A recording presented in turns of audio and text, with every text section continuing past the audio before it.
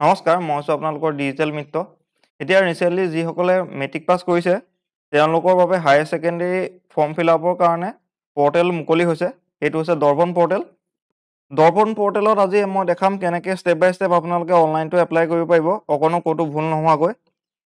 আৰু লগতে কি ডকুমেণ্টছ লাগিব, ফটো আৰু ডকুমেণ্টছৰ ৰিচাইজ কেনেকৈ কৰিব, মানে যেতিয়া দৰ্পণ পৰ্টেলত আপলোড কৰিবলগীয়া হয়, ফটো আৰু ডকুমেণ্টছখিনি এটা নিৰ্দিষ্ট চাইজত আপলোড কৰিবলগীয়া হয়। সেই চাইজটো কেনেকৈ মিলাব। এতিয়া যিহেতু মাৰ্কশ্বিট আপোনালোকৰ স্কুলৰ পৰা ইছ্যু হোৱা নাই, গতিকে মাৰ্কশ্বিটখন ক'ৰ পৰা ডাউনলোড কৰিব, সকলোখিনি আজি ডিছকাছ কৰিম ভিডিঅ'টোত। লাষ্টলৈকে চাব, একেবাৰে লাষ্টৰ ফালে মই এই সকলোখিনি কথা ক'ম।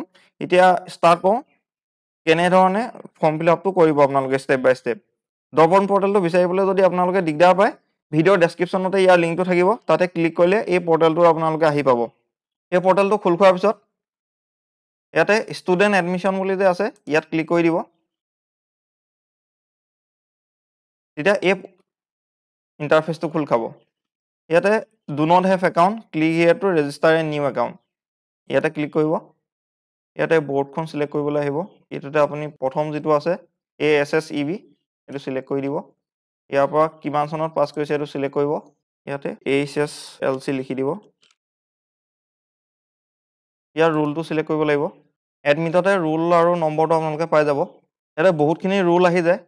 আপোনালোকে কি কৰিব জানেনে, B25ৰ পিছত যি 4টা ডিজিট থাকে, এই ডিজিটকেইটা ডাইৰেক্ট ইয়াত লিখি দিব। তেতিয়া অট'মেটিক আহি যাব, সেইটো চিলেক্ট কৰি দিব। আৰু ইয়াতে নম্বৰটো চিলেক্ট কৰিবলৈ আহিব। নম্বৰটো আপোনালোকে মেনুৱেলি চিলেক্ট কৰি থাকিব নালাগে, যিটো আপোনাৰ ৰোল নম্বৰ হয় ওপৰত ডাইৰেক্ট লিখি দিব। তেতিয়া তলত ব্লু কালাৰত যেতিয়া আহিব, এইটো টিক কৰি দিব।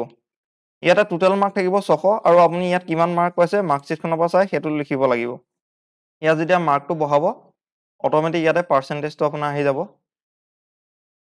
তাৰ পিছৰ লাইনটোত মাৰ্কশ্বিটত যিটো নাম আহে শুদ্ধকৈ আপোনাৰ নামটো ইয়াত লিখি দিব। ইয়াতে ডেট অফ বাৰ্থটো লিখিব। ইয়াতে আপোনাৰ মাৰ নামটো লিখিব আৰু ইয়াত দেউতাৰ নামটো লিখিব। ভুলতে কিছুমানে কি কয়, প্ৰথমতে যেতিয়া দেখে তেতিয়া দেউতাকৰ নামটো লিখি দিয়ে আৰু পিছত মাকৰ নামটো লিখে। এই ভুলটো আপোনালোকে নকৰিব, বহুতৰ এই ভুল হয়। ইয়াতে আপোনাৰ মাৰ নাম লিখিব আৰু ইয়াতে দেউতাৰ নাম লিখিব। তাৰ পিছৰ লাইনত ইয়াতে আপোনাৰ গাৰ্জিয়ান নেমত মাৰ নাম বা দেউতাৰ নাম, যাৰ নাম লিখিব বিচাৰে লিখি দিব পাৰে, একো কথা নাই। ইমেইল ID যদি থাকে দিব, নাথাকিলে নিদিলেও হ'ব। ইয়াতে মোবাইল নাম্বাৰটো শুদ্ধকৈ দিব। শুদ্ধকৈ দি ইয়াতে OTP ভেৰিফাই কৰিব লাগিব। ইয়াতে যেতিয়া মোবাইল নাম্বাৰটো ফিল কৰিব, ইয়াত চাওক গেট OTP বুলি আহি যাব। ইয়াত গেট OTPত ক্লিক কৰি দিব। তেতিয়া মোবাইল নাম্বাৰটোত এটা OTP যাব। OTPটো ভেৰিফাই মোবাইল উইথ OTP যে ইয়াতে এড কৰিব লাগিব। যেতিয়া মোবাইল OTPটো ইয়াত ফিল আপ কৰিব, অট'মেটিক এই ইণ্টাৰফেচটো আহি যাব। ইয়াতে নেশ্যনেলিটিটো ইণ্ডিয়া চিলেক্টে থাকিব। ইয়াতে চিলেক্টে থাকিব দিব। ইয়াত শুদ্ধকৈ আপোনালোকৰ আধাৰ নম্বৰটো দি দিব। ইয়াত 18 নম্বৰ আছে পাৰ্চনেল এনৰলমেণ্ট নাম্বাৰ। এই পেন নাম্বাৰটো যে, এইটো পান নাম্বাৰ নহয়, এইটো ভুল নকৰিব কিন্তু। পাৰ্মানেণ্ট একাউণ্ট নাম্বাৰ, মানে যিটো আমাৰ পেন কাৰ্ড থাকে সেইটো নাম্বাৰ এইটো নহয়। এনৰলমেণ্ট নাম্বাৰ এইটো স্কুলত থাকে। ৰাতিপুৱা টেব এটাত যে চকু টিপিয়াই পেলাই এটেণ্ডেঞ্চ দিব লগা হয়, তাত এই নাম্বাৰটো থাকে। আপুনি যিখন স্কুলৰ পৰা পাছ কৰিছে, সেই স্কুলখনৰ হেড টিচাৰক যদি কয়, তেওঁ এই নাম্বাৰটো আপোনালোকক দি দিব। ইয়াতে এই নাম্বাৰটো দিব পাৰে। এতিয়া মেণ্ডেটৰী নহয়, কিন্তু পিছত দৰকাৰ হ'ব, গতিকে মই কৈ দিছোঁ। যদি আপোনালোকৰ আপাৰ ID বনিছে, তেতিয়া ইয়াতে আপাৰ IDটো দি দিব পাৰে। এইকেইটা ফিল আপ কৰাৰ পিছত তললৈ যদি আহে, ইয়াতে আপোনাৰ এড্ৰেছটো ফিল আপ কৰিবলৈ আহিব। এড্ৰেছ লাইনৰ প্ৰথমত আপোনাৰ গাঁওখনৰ নাম লিখিব। ছেকেণ্ডত আপোনাৰ পোষ্ট অফিচৰ নাম লিখিব। ইয়াৰ পৰা ডিষ্ট্ৰিক্টটো চুজ কৰি দিব। ইয়াত পুনৰ পোষ্ট অফিচটো লিখিব। ইয়াতে পিনক'ডটো দি দিব আৰু ইয়াতে আপোনাৰ গাঁওখনৰ নাম পুনৰ লিখি দিব। এড্ৰেছ ফিল আপ হৈ যোৱাৰ পিছত ইয়াতে আপোনাৰ ৰিলিজিয়নটো চিলেক্ট কৰিবলৈ আহিছে, মানে আপোনাৰ কি ধৰ্ম পালন কৰি চলে আপুনি। ইয়াৰ পৰা ৰিলিজিয়নটো চিলেক্ট কৰি দিব। ইয়াৰ পৰা কাষ্টটো চিলেক্ট কৰি দিব।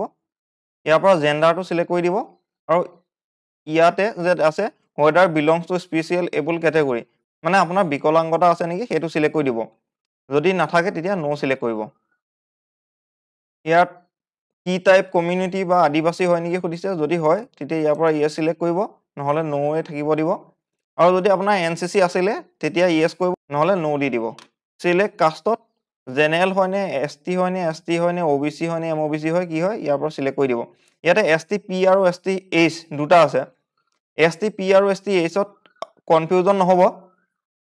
STP মানে হ'ল ST প্লেইন, মানে সমতল অঞ্চলত বাস কৰা যিখিনি ST, সেইখিনিক ST প্লেইন বুলি কয়। আৰু ST হিল মানে হ'ল পাহাৰীয়া অঞ্চলত বাস কৰা যিখিনি ST আছে তেওঁলোকক ST হিল বুলি কয় ঠিক আছে ইয়াত যে লিখিছে whether belongs to APL or BPL category আপুনি BPL হয় যদি BPL সিলেক্ট কৰিব আৰু APL হয় যদি APL সিলেক্ট কৰি দিব তাৰ পিছত তললৈ আহিব ইয়াত আপোনাৰ পাসপোৰ্ট সাইজৰ এখন ফটো আপলোড কৰিব লাগিব ইয়াৰ পৰা 10ৰ মাৰ্কশিটখন আপলোড কৰিব লাগিব ইয়াত কাষ্ট সাৰ্টিফিকেটখন আপলোড কৰিব লাগিব আৰু ইয়াতে BPL কেটেগৰী যিখন সাৰ্টিফিকেট মানে যদি ৰেশন কাৰ্ডখন আছে তেতিয়া আপুনি ৰেশন কাৰ্ডখনে স্ক্যান কৰি ইয়াত দিব পাৰে ইয়াত ফটো আৰু ইয়াত মাৰ্কশিটখন আপলোড কৰাৰ পিছত কাষ্ট সাৰ্টিফিকেটখন যদি কাষ্ট সাৰ্টিফিকেটখন আপোনাৰ লগতে থাকে তেতিয়া আপলোড কৰিব পাৰে নহলে আপুনি যিখনত সিট পাব সেইখনত যেতিয়া আপুনি অফলাইন ফৰ্ম জমা দিবলৈ যাব কাষ্ট সাৰ্টিফিকেটখন দিলেও হ'ব এতিয়া অনলাইন আপলোড নকৰিলেও কথা নাই কাৰণ ইয়াত অপচনেল বুলি লিখা আছে যদি আছে লগতে আপলোড কৰি দিয়াটো ভাল ডকুমেন্টখিনি আপলোড হোৱাৰ পিছত তললৈ আহিব ইয়াতে আপুনি 4টা ডিজিটৰ এটা পিন বনাব লাগিব 4টা ডিজিটৰ পিন মনত থকা 4টা ডিজিট দি দিব কিন্তু একে লগতে নিদিব মানে 1 2 3 4 এনেকুৱা টাইপৰ নিদিব মাজত এটা গেপ দি হলেও দিব নহলে একে লেঠাৰিয়ে যদি হয় তেতিয়া কেতিয়াবা একচেপ্ট নকৰে পৰ্টেল বিলাকত ইয়াতে যিটো পিন এড কৰিব কনফাৰ্ম পিনত কোনো একেটা পিনকে এবাৰ টাইপ কৰি দিব ইয়াতে যিটো চেক মাৰ্ক দেখিছে চেক মাৰ্কটো টিক কৰি প্ৰসিড টু নেক্সট কৰিব যেতিয়া প্ৰসিড টু নেক্সট কৰিব ইয়াতে ধুনীয়াকৈ এটা প্ৰিভিউ আহিব প্ৰিভিউটোত চাই ল'ব সকলো শুদ্ধ আছে নে ইয়াতে নেক্সট বটনটোত ক্লিক কৰি ওকে কৰি দিব ইয়াৰ পিছত এই ইন্টাৰফেসটো খোল খাব মানে আপোনাৰ এইকনলৈকে ৰেজিষ্ট্ৰেচনটো সম্পূৰ্ণ হৈ গৈছে এতিয়া আপুনি ইয়াৰ পৰা কোন কোন হায়াৰ সেকেন্ডাৰী বা কলেজত এপ্লাই কৰিব পাৰিব ইয়াতে আপোনালোকে 3খন 4খন মান হায়াৰ সেকেন্ডাৰীতে এপ্লাই কৰিব পাৰিব বা কলেজত এপ্লাই কৰিব পাৰিব যিখন হায়াৰ সেকেন্ডাৰী বা কলেজত এপ্লাই কৰিম বুলি ভাবে তাৰ নামটো ওপৰত সাৰ্চ কৰি দিব যেতিয়া আপোনালোকে কোনোবা এখন হায়াৰ সেকেন্ডাৰী বা কলেজৰ নাম সাৰ্চ কৰিব ইয়াতে তেনেকুৱা দুখন তিনিখনো দেখাব পাৰে প্ৰত্যেকখন হায়াৰ সেকেন্ডাৰী বা কলেজৰে এড্ৰেছটো এই জায়গাখনত লিখা থাকে ধুনীয়াকৈ আপোনালোকে এপ্লাই কৰাৰ আগত সেইটো কনফাৰ্ম হৈ ল'ব যে আপুনি যিখনত এপ্লাই কৰিব বিচাৰিছে এক্স্যাক্টলি সেইখন হয় নে নহয় তেতিয়াহে এপ্লাই কৰিব নহলে বেলেগত কৰি নিদিব যেতিয়া তাত ক্লিক কৰিব এই ইন্টাৰফেসটো খোল খাব ইয়াতে লিখা আছে apply in arts apply in science মই এতিয়া আৰ্টছত এপ্লাই কৰিম যদি আপোনালোকে সায়েন্সত এপ্লাই কৰিব বিচাৰে এপ্লাই ইন সায়েন্সত টিক কৰিব মই এপ্লাই ইন আৰ্টছত টিক কৰিম ইয়াতে প্ৰথমতে ইংলিশটো সিলেক্ট থাকিব সেকেন্ড সাবজেক্টটো আপোনালোকে আসামিজ সিলেক্ট কৰি দিব এই দুটা সাবজেক্ট কোৰ সাবজেক্ট মানে সকলোৰে এই দুটা সাবজেক্ট থাকিবই এই 4টা সাবজেক্ট ইয়াৰ পৰা সিলেক্ট কৰি দিব লাগিব প্ৰথমতে আপোনালোক কনফাৰ্ম হৈ ল'ব যে কি সাবজেক্ট আপোনালোকে ল'ব আৰু সেইমতে এই সাবজেক্ট কিটা সিলেক্ট কৰি দিব বাকিখিনি হ'ল ইলেক্টিভ সাবজেক্ট আপোনালোকে যি ল'ব বিচাৰে সাবজেক্ট কিটা সিলেক্ট কৰাৰ পিছত তললৈ আহিব ইয়াতে সিলেক্ট মিডিয়াম থাকিব ইয়াতে আসামিজ মিডিয়াম বাই ডিফল্ট এটাই থাকিব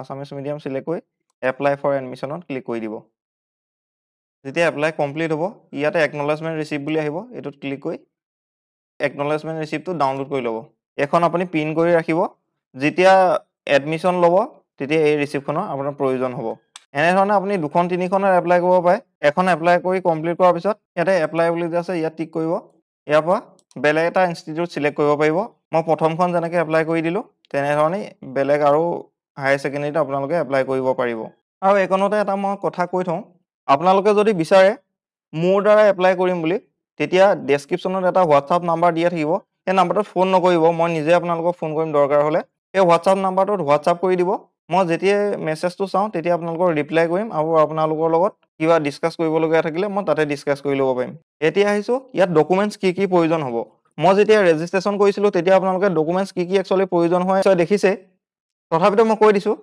ইয়াত আপোনাৰ এখন ফটো দৰকাৰ হ'ব মাৰ্কশিটখন দৰকাৰ হ'ব আপোনাৰ আধাৰ কাৰ্ডখন দৰকাৰ হ'ব যদি জেনেৰেলৰ বাহিৰে বেলেগ কাষ্টৰ হয় তেতিয়া আপোনাৰ কাষ্ট সাৰ্টিফিকেটখন দৰকাৰ হ'ব আৰু লগতে যদি আপুনি বিপিএল হয় তেতিয়া হলে আপোনাৰ ৰেশন কাৰ্ডখন দৰকাৰ হ'ব যদি ৰেশন কাৰ্ডখন দিব পাৰে তেতিয়া আপলোড কৰা সময়ত দিবও পাৰে আৰু ইচ্ছা নকৰিলে নিদিবও পাৰে কোনো কথা নাই এইখিনিয়ে ডকুমেন্টছৰ প্ৰয়োজন হ'ব আৰু ইয়াতে পিডিএফ ফৰমেটত আপুনি ডকুমেন্টছ আপলোড কৰিব নোৱাৰে ফটো ফৰমেটত আপলোড কৰিব লাগিব মানে জেপিজি ফৰমেটত আপলোড কৰিব লাগিব মোবাইলতে আপোনাৰ এখন পাসপোৰ্ট সাইজৰ ফটো মাৰি ল'ব লগতে আপোনাৰ ডকুমেন্টছখিনি এটা এটা ফটো মাৰি ল'ব ফটোখিনি ক'ত ৰিসাইজ কৰিব মই দেখাই দিছো গুগলত গৈ আপোনালোকে ইমেজ ৰিসাইজাৰ বুলি সাৰ্চ কৰিব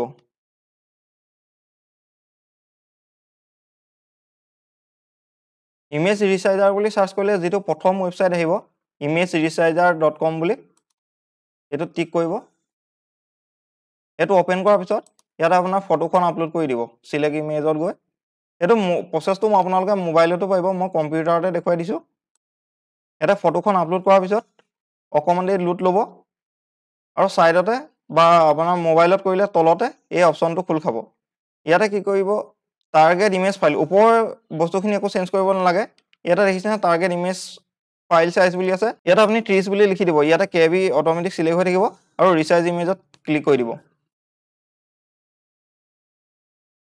আৰু ইয়াতে অলপ দেৰি লোড লোৱাৰ পিছত অটোমেটিক আপোনাৰ যিমানেই ডাঙৰ ফাইল নহয় ইয়াতে আপুনি যিমানটো সাইজত বিচাৰে সিমানটো সাইজত ফটোটো অটোমেটিক বনি যাব ইয়াতে আপুনি ডাউনলোড ইমেজত ক্লিক কৰি পেলাই ফটোখন ডাউনলোড কৰিব পাৰিব আৰু বাকি ডকুমেন্টছ খিনি যদিও ৰিসাইজ কৰিব বিচাৰে ইয়াতে ৰিসাইজ কৰিব পাৰিব খালি মাৰ্কশ্বিটখনৰ সাইজটো 200 কেবি মান ৰাখিব যদি আপুনি 30 কেবি 40 কেবি বনাই দিয়ে বহুত বেছি সৰু হৈ যাব আপুনি ইয়াতে 200 কেবি বা 190 কেবি মান ৰাখি দিব ইয়াতো ৰিসাইজ ইমেজত ক্লিক কৰি দিব আৰু প্ৰথমতে কৰা ধৰণে আপোনালোকে ডাউনলোড কৰি ল'ব পাৰিব এতিয়া লাষ্টত আহিলো মাৰ্কশ্বিটখন কেনেকৈ ডাউনলোড কৰিব মাৰ্কশ্বিটখন ডাউনলোড কৰিবৰ কাৰণে গুগলত গৈ আপোনালোকে সেৱা অনলাইন বুলি সাৰ্চ কৰিব